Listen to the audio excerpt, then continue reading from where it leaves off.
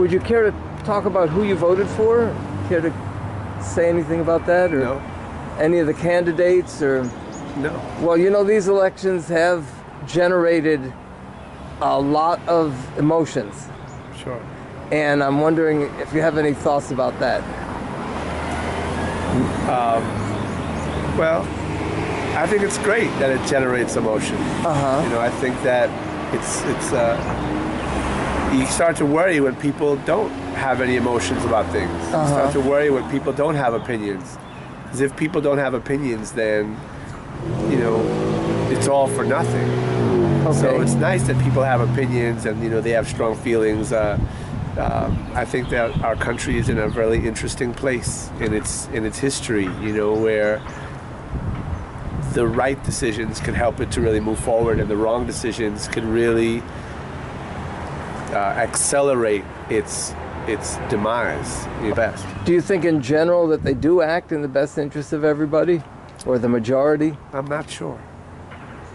Okay. Any final comments? No, just I'm really happy that my son was here to see that people can come and vote. Well, he sees you. Happy that my son was here, and you know, my family comes from a country that was plagued by a dictator that rigged elections for a long time. Which country is that? Guyana, South America. And you know, I think that voting is really important, and I want my son to see that you can come and you can vote, you know, and with voting, you know, there's always a chance as long as the voting is fair. Okay. What did you think of these elections? This was crap.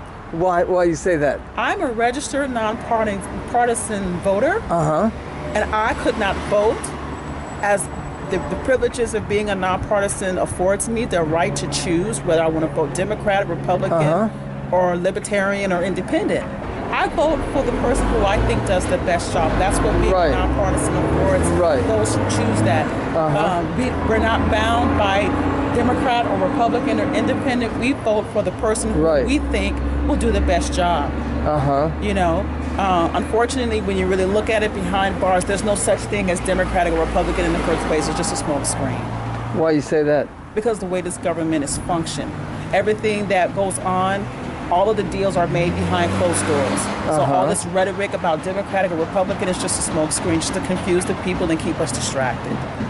You know, between the media and unfortunately between our government, they are socially engineering people to choose the candidates who they want them to vote for. And if you don't vote for the candidate that the media says you should vote for, then something is wrong with you. You're stupid, you're dumb, you're ignorant. And that's just too bad. That's not what this country was built upon. We all have a right to choose. Media dictates the people's perception of of how we even view what's going on here in America. Right. That's what they do. They feed it. All of them are suspect. I mean, the American news is a joke. We know it, and the rest of the world knows it. So we're a socialist website. We're oaklandsocialist.com. Do you have any comments on capitalism versus socialism? Well, to be honest, I'm not a socialist. And the capitalist system as we know it is crumbling. It's not what it really originally was meant to do. So I think this country, in my opinion, is moving towards a communist, government where the rights of the individuals are being taken away. And that is not their founding fathers. It wasn't their original idea, but it quickly became that. It became that, and it's definitely that today. Okay. Any final comments at all, or? I'm just disturbed, but I do thank you, sir, for taking the time to interview us, and I hope that people start paying attention to the world, to what's going on, and start waking up and stop watching the news and go out and get real news. What are your thoughts about these elections this time around? They generated a lot of emotions this time. They sure have. One particular candidate, I won't call no names, but it'll be interesting to see how this plays out in November. This is one election that I would say has been on pins and needles. It did? It does. Any particular reason? Well, Yes, there's a particular reason because there's, like I said, there's one presidential candidate that's running that there's a lot of things that he has said that I think that it would be very harmful or hurtful to the American people. So, like I say, I'm very interested to see how this would turn out in November. Yeah. Right. So, yeah. Right. On the other side, you know, this is the first time our blog site is Oakland Socialist. You know, this is the first time in my lifetime that socialism has become an issue in the presidential election. Would you care to comment on that? I mainly,